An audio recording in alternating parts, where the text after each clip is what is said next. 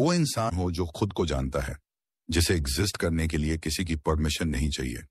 और जब तुम कहते हो आई चूज यू, तो उसमें कोई एस्टरिस्क नहीं होता, कोई कंडीशन नहीं होती, कोई नीडीनेस नहीं होती, सिर्फ प्योर प्रेजेंस होती है। और प्रेजेंस इरेजिस्टिबल होती है।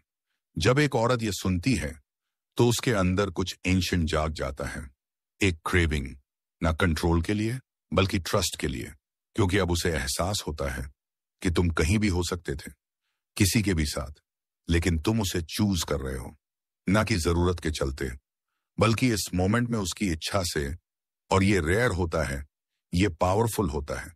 और कोई भी औरत, चाहे वो कितनी भी गार्डेड क्यों ना हो, वो उस आदमी को नहीं भूलती जिसने उसे वांटेड फील करवाया, बिना ओन्ड फील करवाए। तो अगली बार जब तुम उसे इंप्रेस करने का सोचो, उसे कन्विंस करने का सोचना, उसे जीतने की कोशिश करो, तो उसकी आंखों में देखो और कहो, मुझे तुम्हारी जरूरत नहीं है, लेकिन मैं तुम्हें चुनता हूं।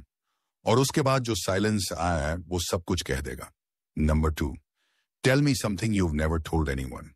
ये सिर्फ वर्ड्स नहीं है, ये एक की है, एक सेंटेंस जो अनलॉक करता है वो चीज जिसकी हर इंसान को अंदर से तलाश होती है, खासकर हर औरत को, कि कोई उसे पूरी तरह से जाने।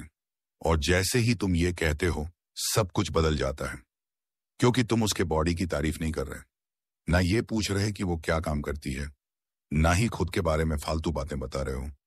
तुम उसके ट्रूथ का एक पीस मांग रहे हो। और ज्यादातर लड़के ये कभी नहीं करते। तुम उसे मास्क उतारने की परमिशन दे रहे हो, स्टेज से उतरने की, परफॉर्मेंस बंद करने की। और मजे की बात यह है, वो ये बताना चाहती है, वो चाहती है कि कोई उसकी सोल अनजिप करे, कोई इतना केयर करे कि उसकी आंखों के पीछे के गोस्ट्स के बारे में पूछे, जो वो अपनी आईलाइनर और सार्केज्म के पीछे छुपाती है। लेकिन तुम्हें इसे जेन्युइनली फील करना होगा।